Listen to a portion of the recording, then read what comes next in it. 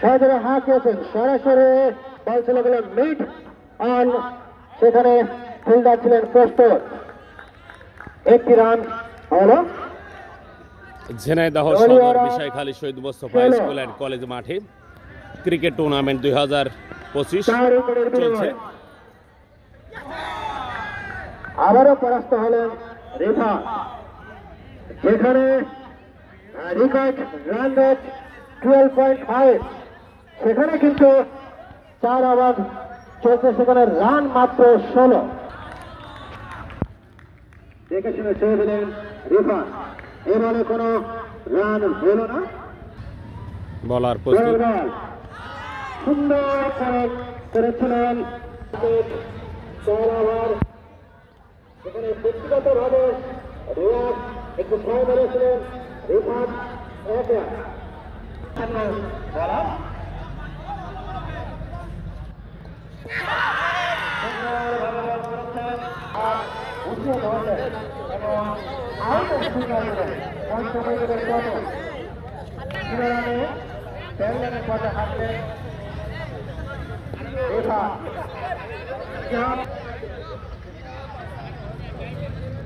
প্রস্তুত, এরা কিন্তু যারা ভূমিকা পালন করে প্রতিপক্ষের কাছ থেকে জয় নিয়ে আসতে পারেন কিনা, প্রথমবারে রান দিলেন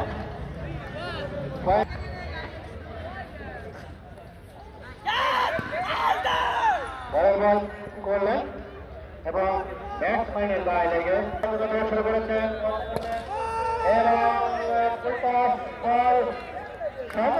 ছয়, সরাসরি ফুল টাচ 6।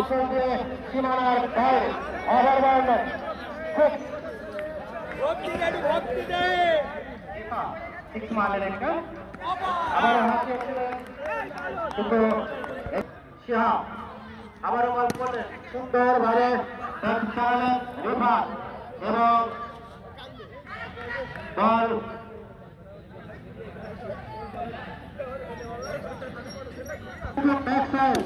দলের বিবাদের সময় ইঞ্জুরিগত অবস্থায় শুধু বাউন্ডারির বুঝি ধরে রাখলেন বলার এবং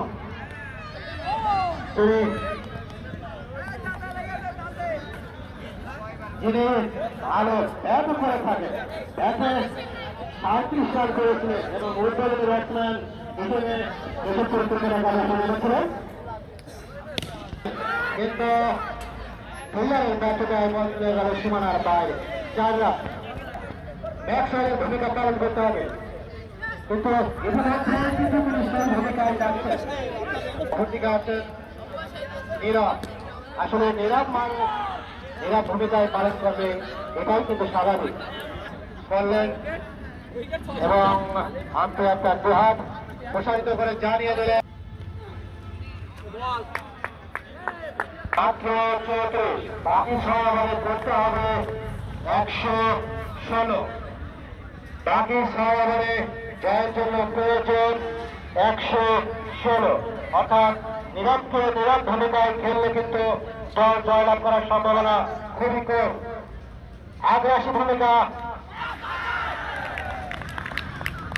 বলতে না বলতে নীরব কিন্তু সরবে পরিণত হয়ে আউট হয়ে গেলেন এবং দলকে আরো বিপদের সম্মুখীনে রেখে গেলেন।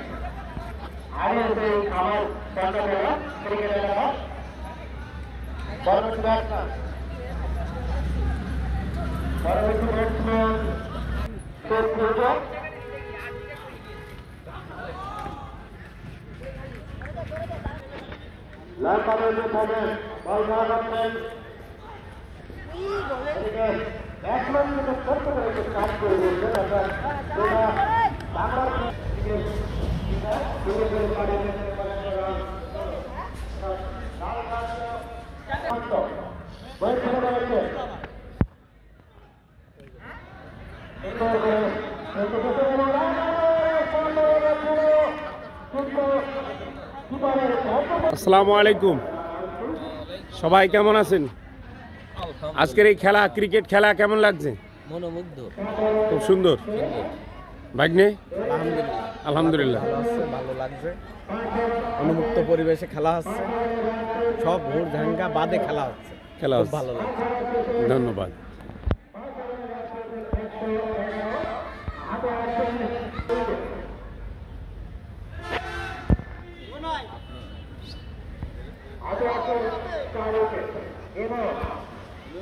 ছবি তুলছো?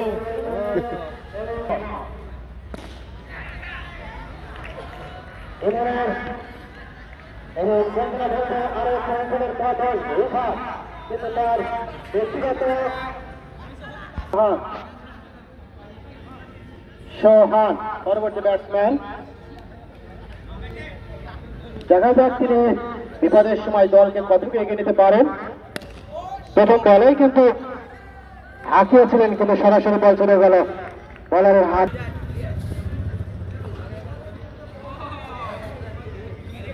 এমনের আমার আলো এখানে পণ্যতলা সবাই মিলে পরবর্তী বল করলেন। ব্যাটসম্যান সম্পূর্ণ পরস্পর রাজ্য প্রয়াস করেছেন। জিততে হলে পাহাড় টপকাতে হবে, যেটা অলৌকিক কিছু ঘটতে হবে।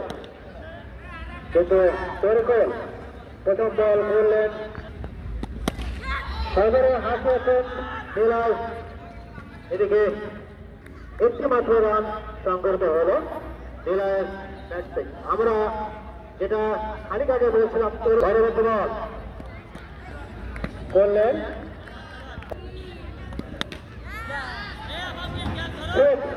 অনেকক্ষণ সময় পর আবারও ছক্কা।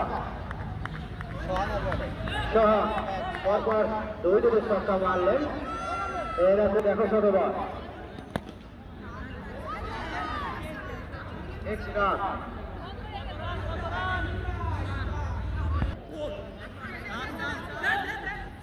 একটি রান। এবং বিশিষ্ট সাংবাদিক বশির আহমেদ, উনিও কিন্তু আমাদের মাঝে এসে হাজির হয়েছেন। বলতে না বলতেই আরো একটি ছক্কা উপহার দিলেন। সদরে হাঁকিয়েছিলেন, কিন্তু একটি সাহস কাজে পরিণত হলেন।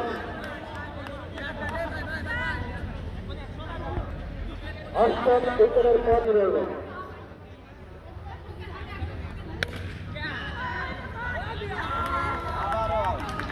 কথাই আছে ধীরে ধীরে ধীরে আসলাম, দেখলাম জয়গোলা বলে চলে গেলাম, ঠিক ব্যাটসম্যানের চলে গেলাম। নবম উইকেটের পতন।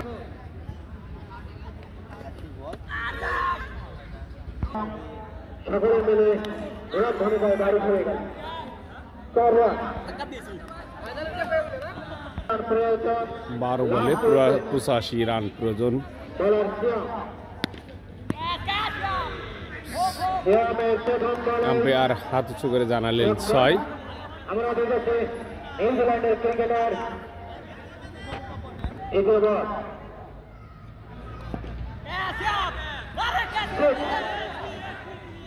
স্বাভাবিক ক্যাচ ছিল আসলে 2 হাতের 6 পরপর 2টি ছক্কা মারলেন। সীমানার বাইরে সবাই কিন্তু জয় সীমানার ছক্কা মারতে হবে।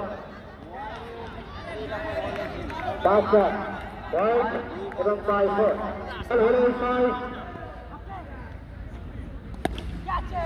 আবারও তুলে মেরেছেন এবং 3 রানে 25 রান। আপনাদেরকে আমরা যতদূর সম্ভব দেখানোর চেষ্টা করছি।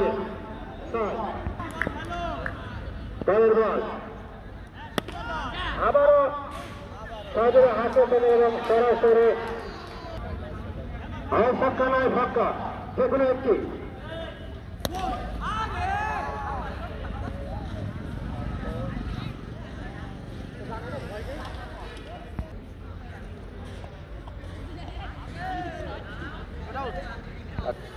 shot.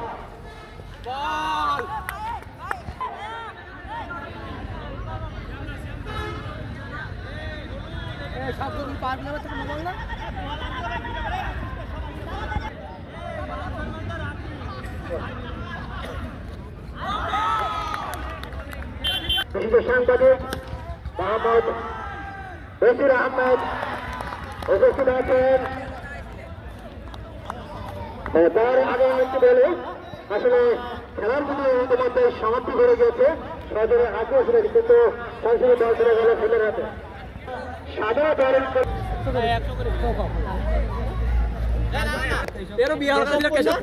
আমি বারবার কেশবপুর বলেছি।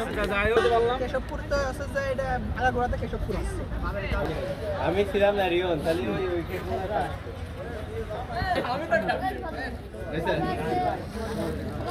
ম্যাচটি সংগঠিত হলো, যেখানে কেশবপুর ক্রিকেট একাদশ 56 রানে জয়লাভ করেছেন এবং সর্বসম্মতিক্রমে জয় দলের খেলোয়াড় মোহাম্মদ শান্ত 12 রান এবং 4 উইকেটের বিনিময়ে আজকের এই ম্যাচে ম্যান অফ দ্য ম্যাচ হওয়ার খেতাব অর্জন করেছে। আমরা তার জন্য সকলেই একটু হাততালি দিই। ম্যান অফ দ্য ম্যাচ শান্ত, তাকে এখানে আসার জন্য অনুরোধ করা হচ্ছে। মোহাম্মদ বশির আহমেদ, ধন্যবাদ। রিন্টু মিয়া এবং বশির আহমেদ, ধন্যবাদ। জাহান আহমেদকে এবং ইতালি প্রবাসী মোহাম্মদ মোস্তাফিজুর রহমান রিন্টু, এবং সাথে আছেন বিশিষ্ট সাংবাদিক মোহাম্মদ বশির আহমেদ।